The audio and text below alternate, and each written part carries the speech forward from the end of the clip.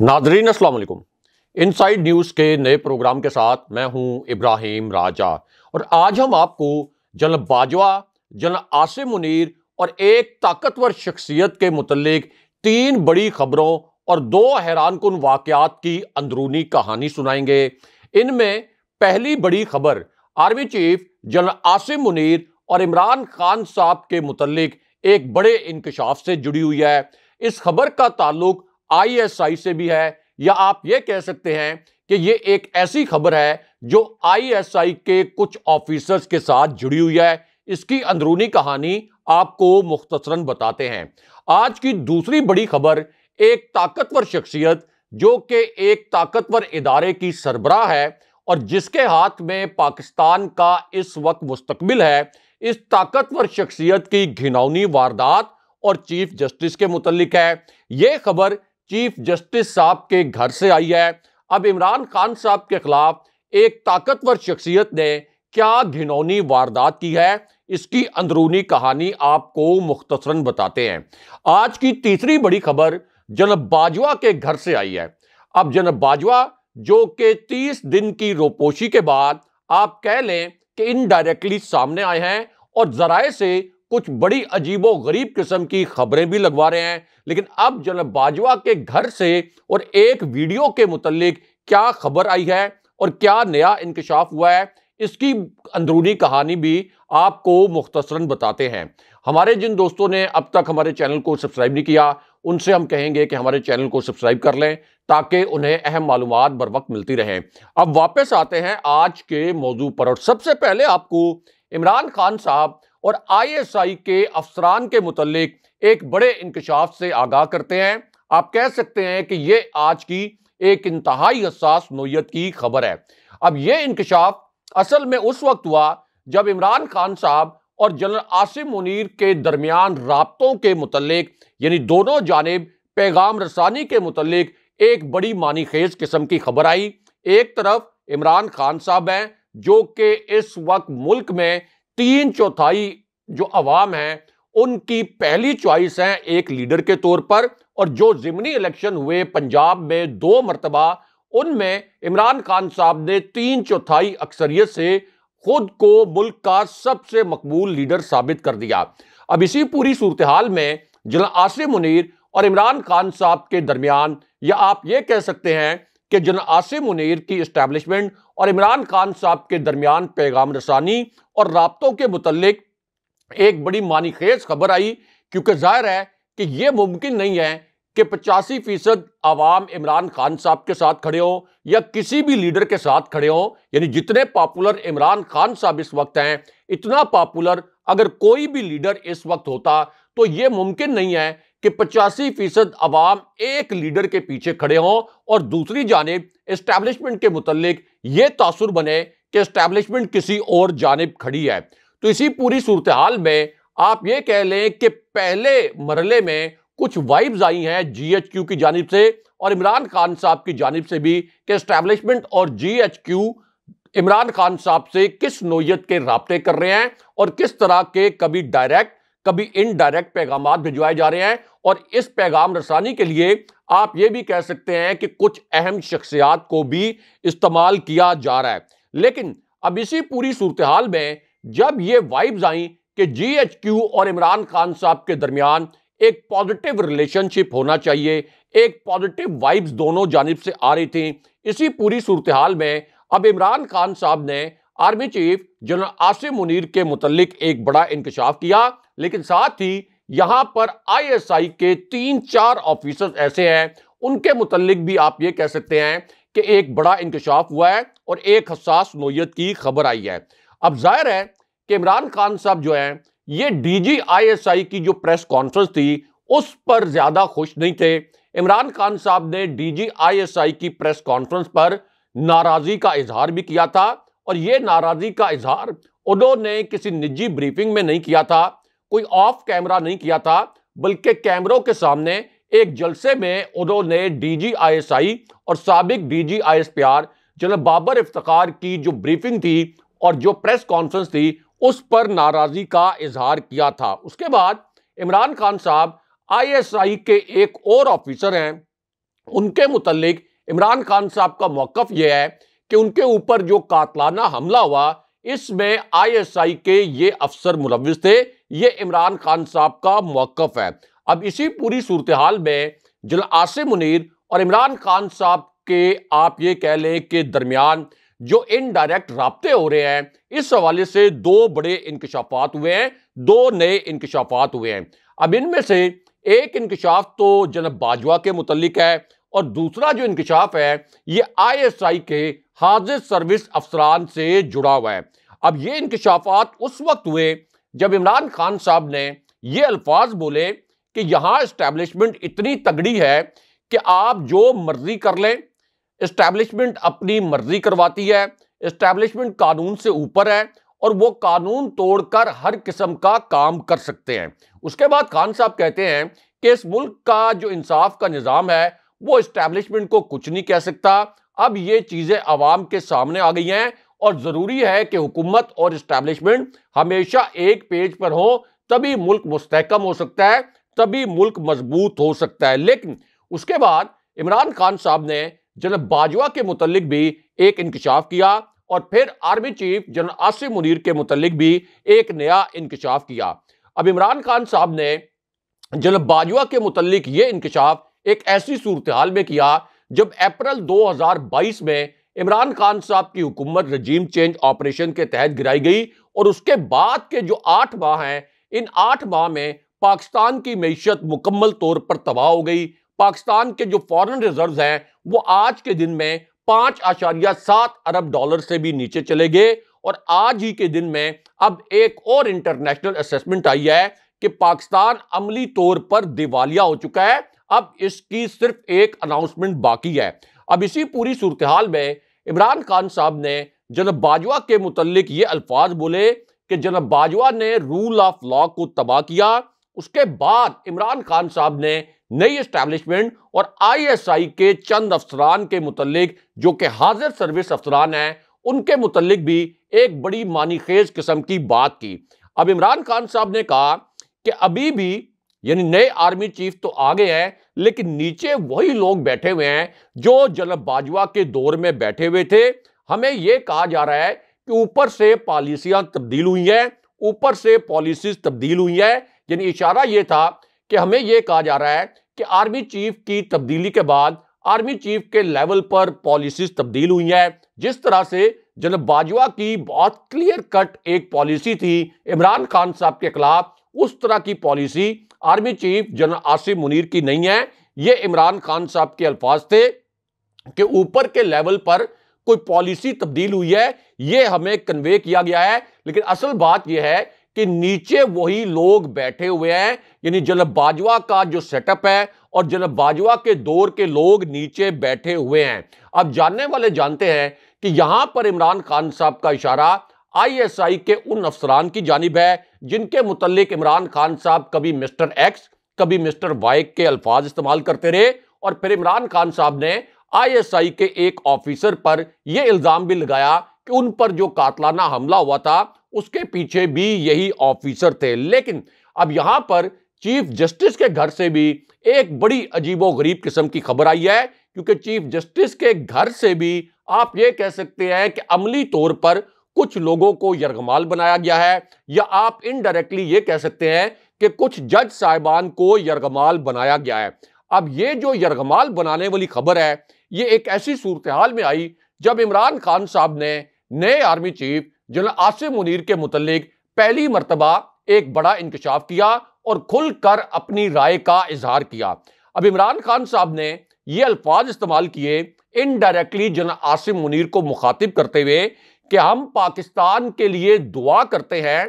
कि एस्टैब्लिशमेंट की पॉलिसीज तब्दील हो। अब ये एमक्यूएम को इकट्ठा कर रहे हैं, यानी एमक्यूएम के मुख्तलिफ धड़ों को इकट्ठा किया जा रहा है। जिस तरह से कामरान टेसूरी और इसी तरह खालिद मकबूल सिद्दीकी एमक्यूएम के मुख्तलिफ धड़ों को इसलिए इकट्ठा कर रहे हैं कि कराची में इमरान खान साहब का रास्ता रोका जा सके। और इस पर अवाम का इतना रद्द अमल सामने आया कि हमने ये भी देखा कि एक प्रेस कॉन्फ्रेंस में कामरान टेसूरी और जो एमक्यूएम के रहनुमा थे इनके ऊपर जूता भी उछाला गया। अब इमरान खान साहब कहते हैं कि एमक्यूएम को इकट्ठे करने के पीछे उन्हें एस्टैब्लिशमेंट का हाथ नजर आ रहा है। उसके बाद खान साहब ने कहा कि बलूचिस्तान अवामी पार्टी को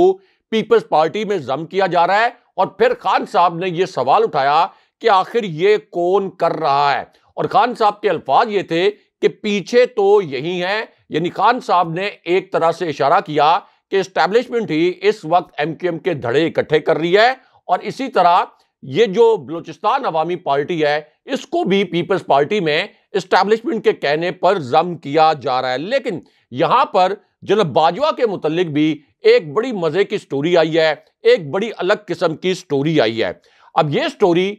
आप ये कह लें कि जनाब बाजवा की एहलिया से भी जुड़ी हुई है, क्योंकि जनाब बाजवा ने एक ऐसा दावा किया जिस पर पाकिस्तान के सियासी हल्के बड़े हैरान परेशान रह गए, और ऐसे हल्के जो कि अस्करी हवालों से आप ये कह सकते हैं कि डिफेंस के बीट रिपोर्टर्स हैं, या आप ये कह लें कि फौज से जुड़ी खबरें इकट्ठी करते हैं, ऐसे सहाफी और ऐसे हल्के भी जनाब बाजवा की एहलिया के हवाले से इस दावे पर बड़े हैरान हुए, और बड़े आप ये कह लें कि मानीखेज किस्म के तबसरे भी इस दावे पर किए गए। अब जनाब बाजवा का वो दावा ये था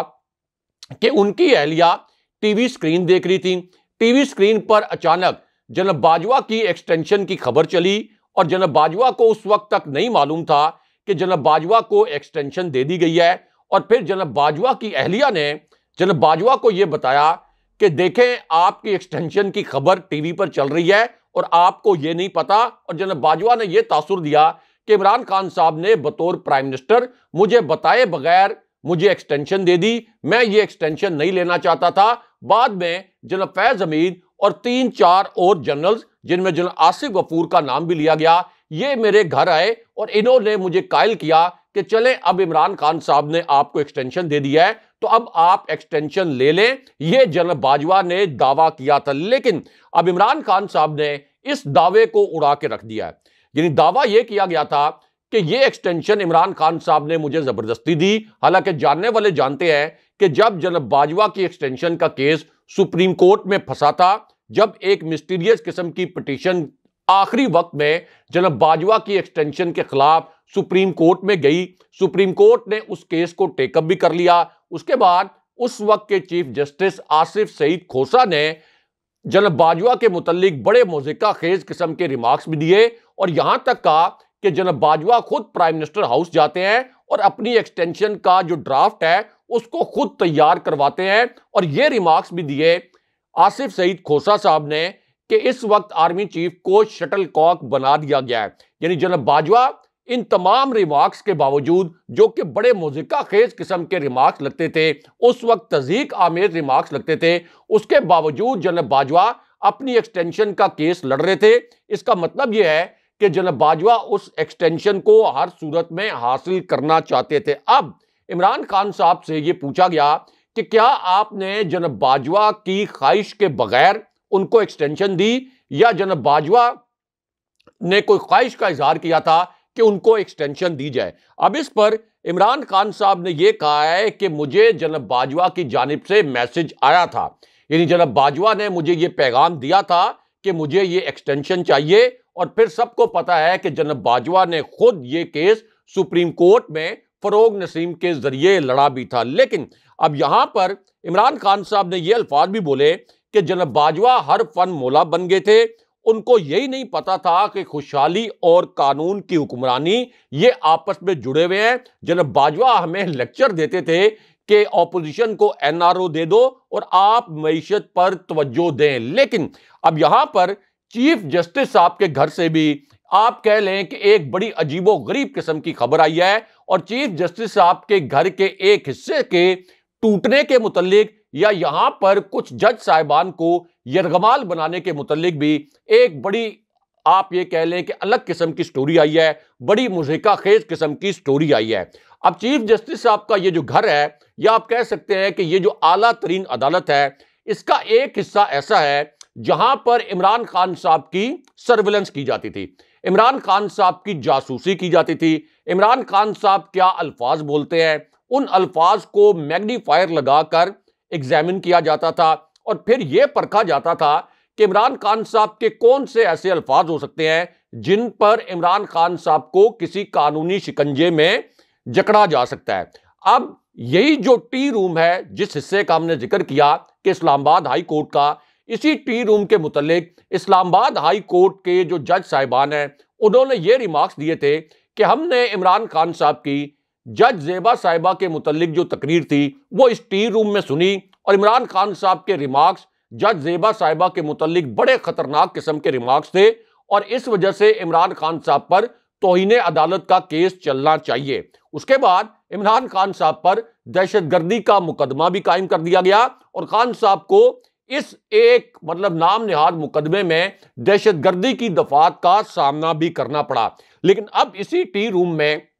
जज साहिबान के यरगमाल बनने के हवाले से एक बड़ी खबर आई है, बड़ी हसास नोयत की खबर है, क्योंकि एक तरफ तो इमरान खान साहब के सिर्फ इन अल्फाज पर खान साहब पर दहशतगर्दी का मुकदमा दर्ज कर दिया गया था, लेकिन दूसरी जानिब मरियम नवाज, जिन्होंने चीफ जस्टिस साहब को कैमरों के सामने बेंच फिक्सर का, जो सुप्रीम कोर्ट का 3 रुकनी बेंच था जिसने हमजा शहबाज की वजारत आला को, जो एक आप कह लें कि जाली तरीके से उनको दोबारा मुसल्लत करने की कोशिश की गई थी, उसके खिलाफ फैसला दिया था, तो उनके खिलाफ कॉमेडी प्रोग्राम भी करवाए। लेकिन मरियम नवाज के खिलाफ तो अदालत ने किसी किस्म की कोई कार्रवाई नहीं की। जिस टी रूम का हमने आपसे जिक्र किया, इस टी रूम में भी मरियम नवाज के खिलाफ तो कोई नोटिस नहीं लिया गया, लेकिन सुप्रीम कोर्ट ने अब इमरान खान साहब के खिलाफ एक बड़ा फैसला दिया है और इस फैसले पर बड़ी तनकीद भी हो रही है। और वो फैसला यह दिया गया है कि इमरान खान साहब के खिलाफ तौहीने इलेक्शन कमीशन की कार्रवाई जारी रखी जाए। यानी चीफ इलेक्शन कमिश्नर इतने बड़े मुकद्दस किस्म के ओहदेदार हैं कि इमरान खान साहब ने उनकी कोई तौहीन कर दी है, इस वजह से अब तौहीने चीफ इलेक्शन कमिश्नर, तौहीने इलेक्शन कमीशन की कार्रवाई जारी करने का हुक्मनामा सुप्रीम कोर्ट ने जारी किया है। लेकिन मरियम नवाज के जो बराह रास्त चीफ जस्टिस के मुतालिक रिमार्क्स हैं, पूरी नून लीग ने जो सुप्रीम कोर्ट के जज साहिबान पर हमले किए और इस्लामाबाद हाई कोर्ट के चीफ जस्टिस आमिर फारूक साहब को रिश्वतखोर तक कहा इस्लामाबाद हाई कोर्ट के बाहर खड़े होके, उनके खिलाफ तो कोई कार्रवाई नहीं हुई। लेकिन इमरान खान साहब के खिलाफ अब इस किस्म का फैसला आया। लेकिन यहां पर एक आला तरीन सतह के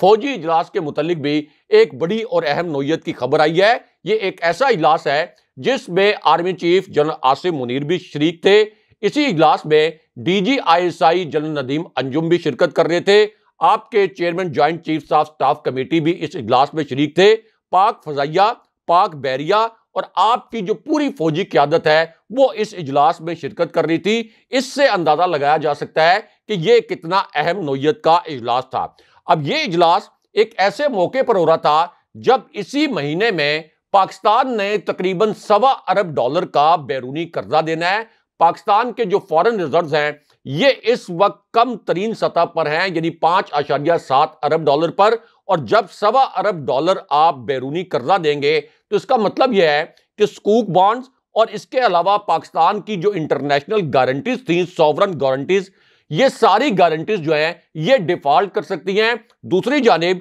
आपके जो ज़र मुबादला के ज़खायर है वो तो गिरे, आपकी एक्सपोर्ट्स मुकम्मल तौर पर बिल्कुल कम हो गई और आपकी दरामदाद भी बढ़ गई और गर्दिशी कर्जा आपका रिकॉर्ड सतह पर पहुंच गया। अब इसी पूरी सूरत हाल में ये जो नेशनल सिक्योरिटी कमेटी का इजलास हुआ प्राइम मिनिस्टर हाउस में, इसका जो दूसरा सेशन हुआ, इसके हवाले से अब एक नई इत्तला आई है और एक नई खबर आई है। अब इसी इजलास में इसहाक डार ने फौजी क़यादत को अपनी माशी पॉलिसियों के ऊपर ब्रीफ किया था। ये वही इसहाक डार हैं जिनको जनरल बाजवा ने करप्ट करार दिया था और यह कहा था कि इसहाक डार की करप्शन के हवाले से